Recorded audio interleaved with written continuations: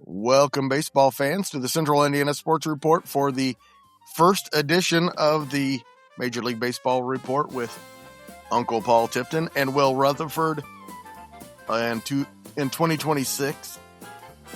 And excited to talk some baseball, although I've barely followed anything. I've only had time to follow what's been going on here locally, so I turned to the two of you. And Paul, what's the biggest story of the offseason? Well, for Will, it must be Wilson Contreras going to the Red Sox. I was stunned by that move. So who are the Cardinals going to have as catcher? Well, I believe that that's a good question. So they've got Ivan Herrera, who I think is going to be a premier hitter at the MLB level. He's shown flashes of that. He's a career 290 hitter. Showed a lot of pop last year. If he would have stayed healthy, I think he'd gotten to 25 home runs. I expect that they will probably have Jimmy Crooks as their opening day catcher, and they'll use Ivan Herrera as their designated hitter. They traded Contreras, so Burleson will move to first permanently, and they obviously traded Arenado. They traded Brendan Donovan. They cleared up a lot of space to, I think, free up some of the log jams they had positionally. We'll see whether that holds true. If it's not Jimmy Crooks, it'll be Ivan Herrera starting opening day. Well, that's not the position he's most concerned about in the offseason with the Cardinals, that's for sure. His favorite Cardinal of all time is no longer a Cardinal. Well, that's very true. It was a sad, sad day in the Rutherford household when our sweet prince, Brendan Donovan, was traded to Seattle. I think, Paul, it makes them immediately the best team in the AL West in terms of roster. I'm hard-pressed to say they might be the best team in the AL, if you want my honest opinion. I think they're my early pick to be the World Series representative for the American League. They got nothing out of that second base position. I mean, J.P. Crawford is serviceable, but Brendan Donovan is an absolute huge upgrade in terms of lineup potential, in terms of positional versatility that J.P. Crawford just couldn't really provide them down the stretch there. I'm not saying he's the reason they didn't go to the World Series, but just had a walk-off hit to send them to the ALCS. But I just think that was a big improvement and somewhere that they can look and say, we are, I think, ready for that charge this year. I know another place they made an improvement. Getting rid of Eugenio Suarez. So... Wait a minute. You're not thrilled that he's back with the Reds? No. And I will have a lot of interest in the Mariners this offseason. And since the Reds are going to be running away with the NL Central anyway, I might have more time to devote to the Mariners. Well, I think it's going to be a fun team to watch. Their rotation is absolutely stacked. I think the fact that they were able to get a Brendan Donovan, not give up any of their MLB ready pitching depth was probably a huge win for them. Obviously, with Geno Suarez being traded, I think you'll see Donovan probably play some third. He can play third base. He's a Gold Glove level second baseman. I wouldn't say he's as good at third, but that's neither here nor there. I love their rotation. I think that they just have 4 absolute studs that can just go out there and shove every 5 days. That's kind of a team I'm excited to watch, especially with them playing a lot of late games. My Brendan Donovan fandom will probably turn to me watching some more Mariners games than I have in years past.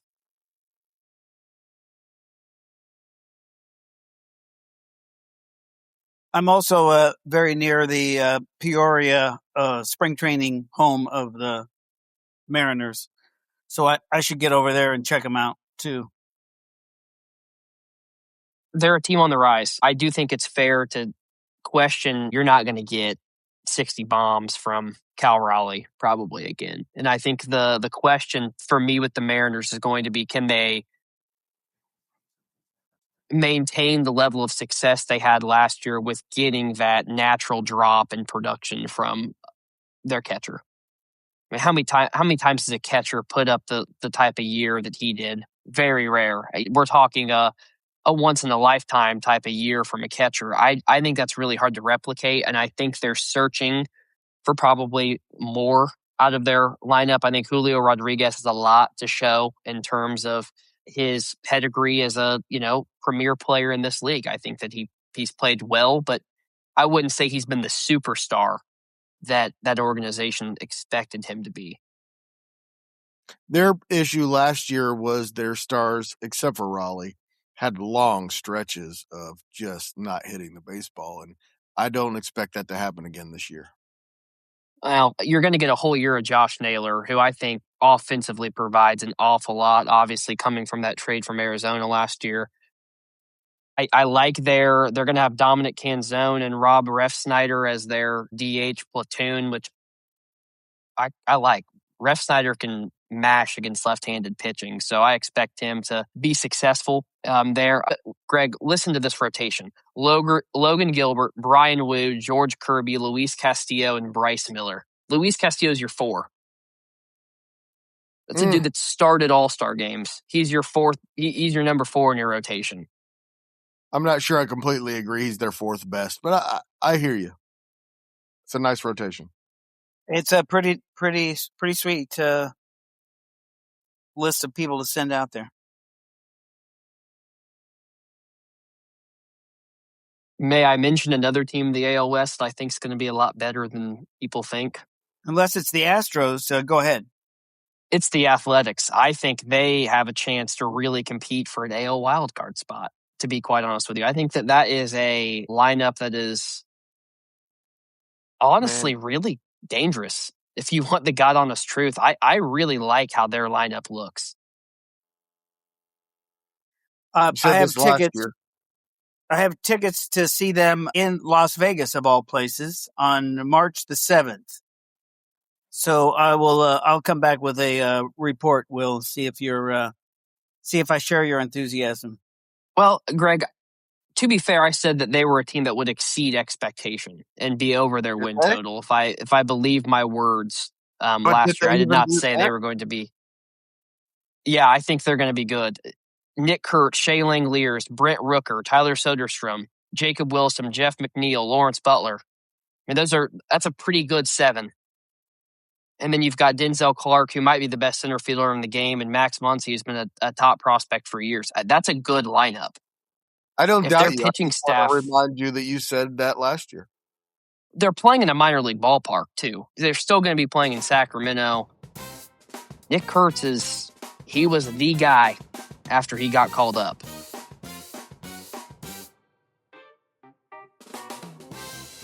Uncle Paul, what about your Yankees? I want to hear what you have to say about the state of the roster. Yankee fans are always expecting the Yankees to do something in the offseason, and retaining Cody Bellinger is nice for them, but I don't. I think it's just going to be wide open for the AL East. The Red Sox have upgraded.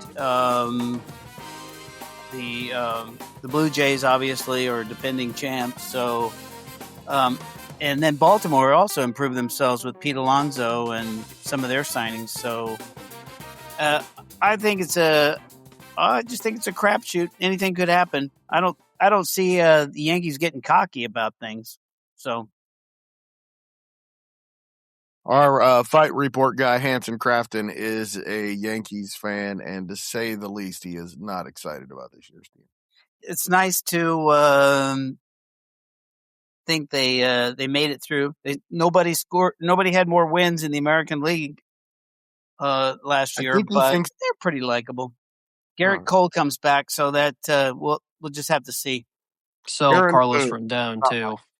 Yeah, and Rodon, if he's going to be as good as he was last year, but you don't know if Trent Grisham's going to be as good as he was last year, or a whole lot of other players.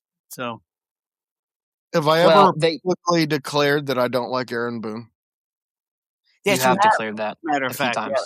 Just wanted to be sure. All right. Your two bench guys are Goldschmidt and Rosario. I think they're going to play a lot. I don't know. I'm not a Yankees guy at all. I don't know why you wouldn't like this lineup.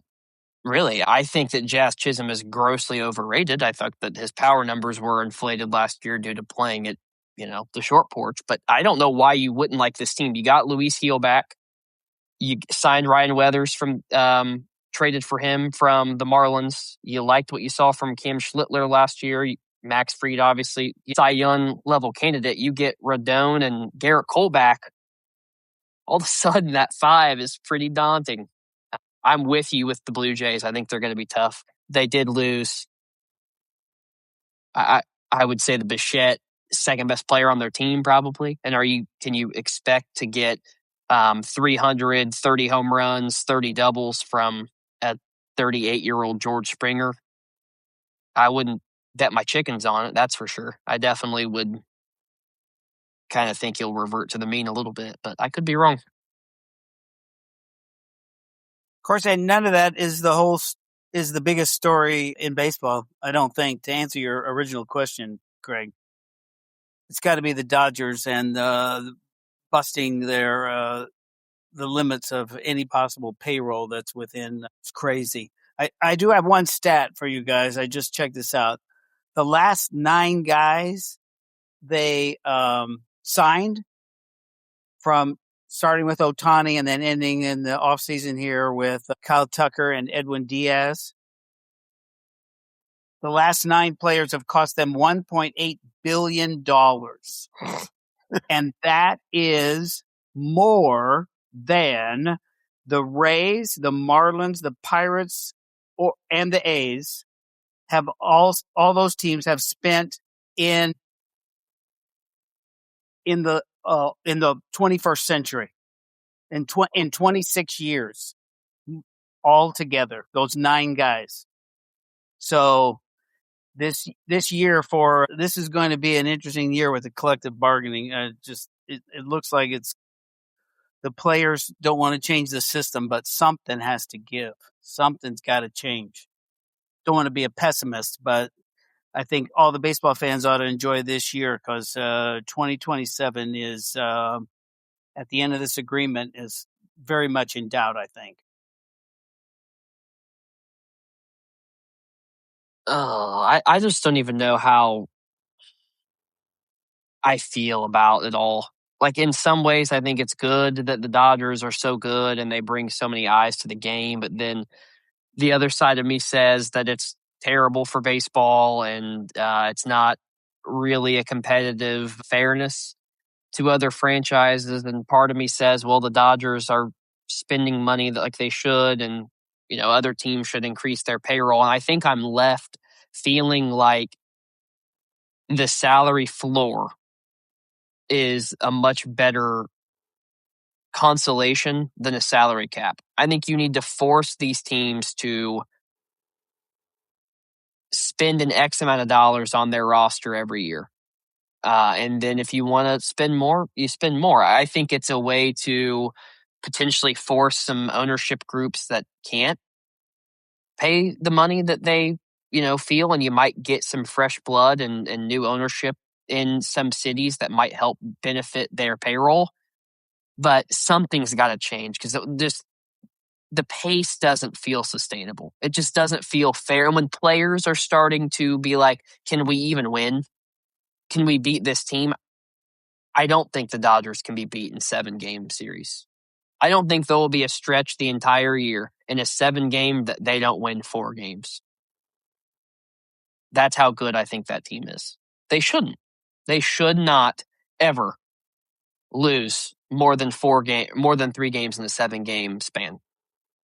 Now, they should have been a lot better. Their record should have been a lot better last year, I think. And it is kind of amazing that somebody almost took them out. But I think you're right. It's not sustainable. Even if it's just changing the bookkeeping so that I'm not sure how all these contracts work, and I'm not sure how the Dodgers are able to do it more than others. I know that there are some franchises, they don't want to spend the money on payroll at all, but the Dodger bookkeeping is remarkable, to say the least. The stat last year was that after the World Series is over, they'd already generated the revenue to pay all of Shohei Ohtani's contract. They had made $700 million. And I think part of that is because people love dynasties. You create a whole new crop of fans. They buy merch. You get advertising and sponsorships from companies that probably wouldn't be that interested in baseball regardless. It makes it fun. It gives people a team to root for, and it gives the rest of the league a team to root against. I do think that last year, the conversation, I mean, the Blue Jays were a top 5 payroll too. Let's not, feed this false narrative that that's not a team that doesn't spend money. That's a very good roster that money largely built. That being said, I still, just the way that the game of baseball goes, I wouldn't be shocked if they didn't win their division. Baseball can just work like that. The Diamondbacks are going to be pretty good again. So are they going to be good enough to probably overtake the Dodgers? No, but anything could happen. The Padres are going to be good. So that's a team I think that could potentially play spoiler.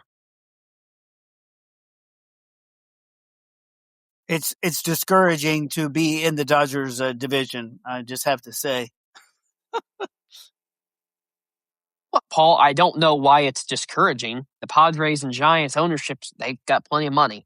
They could spend too. I don't know that they can spend on the level of the Dodgers. Now, part of that is because the Dodgers are an ownership group of 12 people that can pool their money together. But if I'm the Padres, I'm thinking, how much did I spend for Tatis? How much did I spend for Machado? Hold on. Are we expecting everyone to spend $1 billion?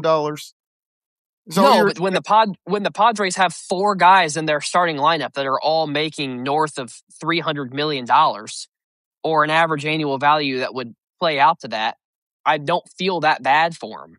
I don't feel that bad.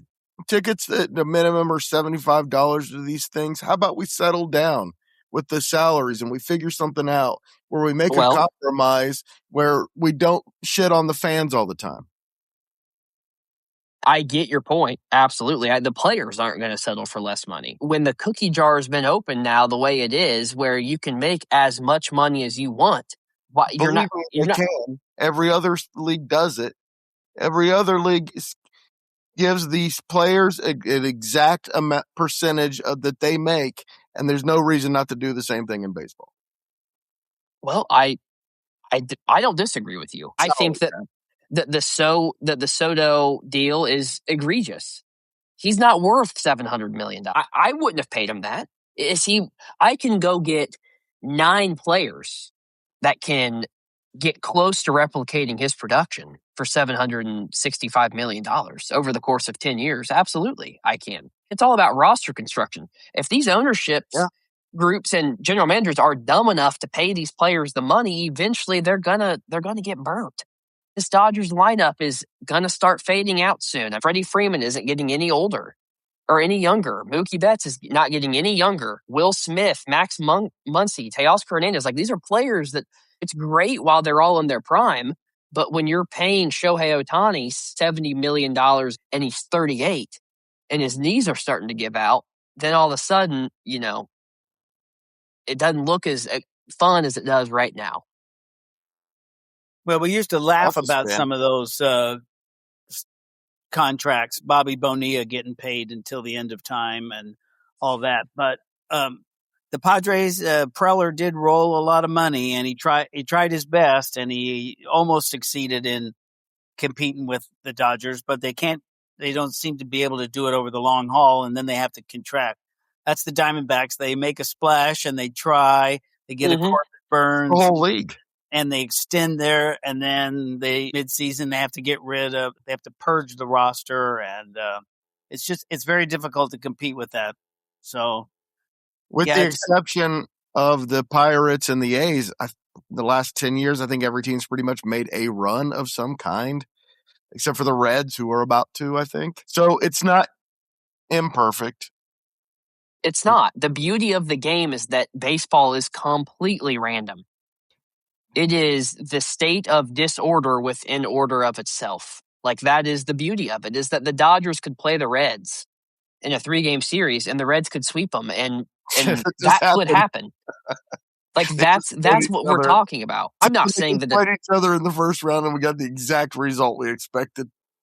And you know what? I am absolutely befuddled that the Reds won 2 out of 3. No. I wouldn't have said that. You're right. if I'm the Dodgers and I have to face a rotation of Paul Skeens, Mitch Keller, Bubba Chandler, and Braxton Ashcraft in a playoff series, I don't feel great.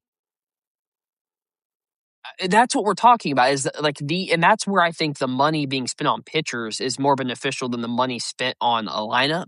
Is like a Tarek Skubal, a Paul Skeens, those type of guys, they can shut a Dodgers lineup down bad quickly. If you get a guy who's even just hot, even if he's young, like Schlittler for the Yankees last year,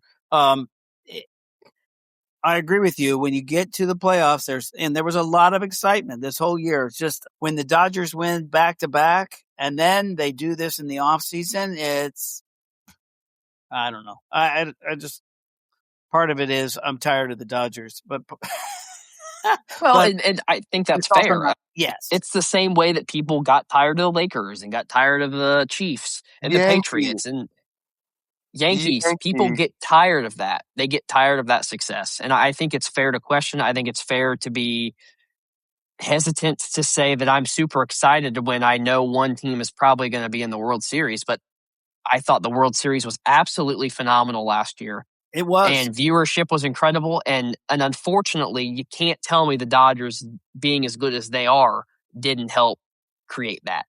So if the Dodgers being incredible is what brings more eyes to the beautiful game of baseball, then I guess sign me up, because it is worth it in a small bit of time to benefit from this dynasty. All right, quick tease for next week, because I wanted to talk about the Reds today and we're not going to have time. Surprise teams, dark horses next week, if you guys are into that. Okay. And your thoughts on the Reds in a few minutes. Greg, I think it's going to be music to your ears. I think Paul's probably been around the game plenty long enough to think that we're on the similar wavelength. I think the Reds team is going to be pretty good in the Central. I really do. I don't know that they win the Central, but I don't think there's any reason they can't make the playoffs again. There's no reason they can't. They should make the playoffs, and they probably can go down to the last week for the division. Seems like I never know about the Brewers. I never think that they're going to do as well as they do. But 20 years in a row now. We know about the Brewers. I would guess Brewers, Reds, and Cubs down to the wire. It should be a very exciting division, and I agree. The Reds are a team to reckon with. I think Will's going to have a different opinion next week, aren't you, Will? About who? The teams in the Central, when we talk about dark horses. Oh yeah, absolutely. I'm going to have a different team.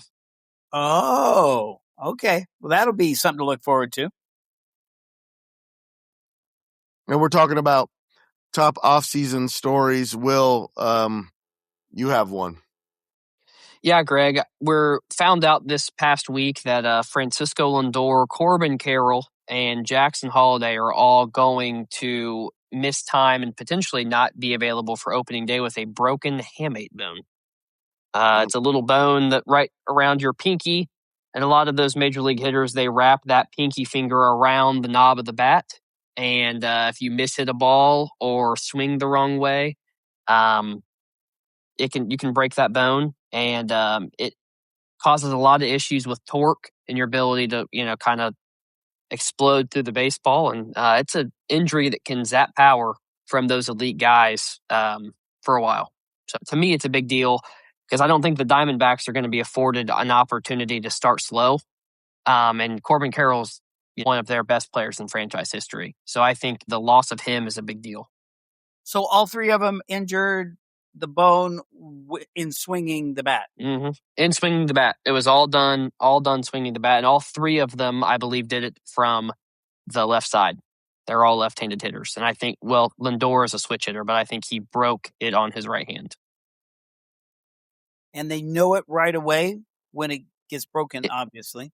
It hurts like hell from everything I've read, and it's a pretty quick x-ray. You can go in, get it shot with an x-ray, and you know exactly what it is. It's an injury that can definitely require surgery. I'm not sure if all three of them are having surgery done on it, but I think it's relevant to have you two stars in your league that are going to potentially miss opening day with an injury like that, especially when it's not even spring training. This was all done the week before reporting.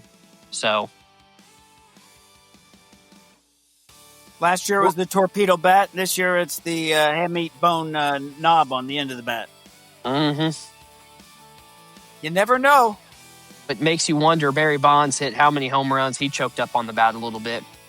Maybe just don't put your pinky over the knob. I don't. That seems silly to me, but I'm also not a Major League Baseball player, so maybe I should just shut the hell up and let them do what makes them good.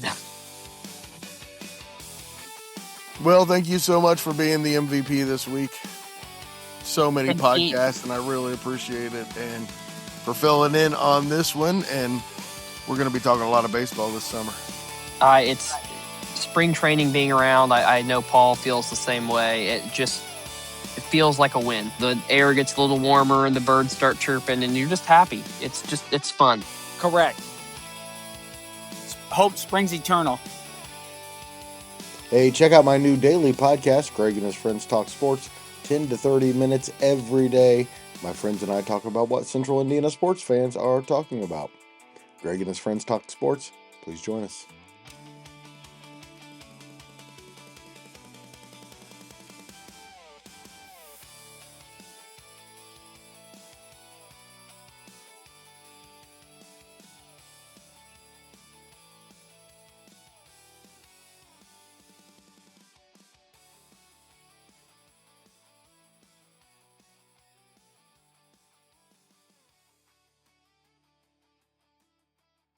Central Indiana Sports Report is a product of ITG Media, and I love Susie.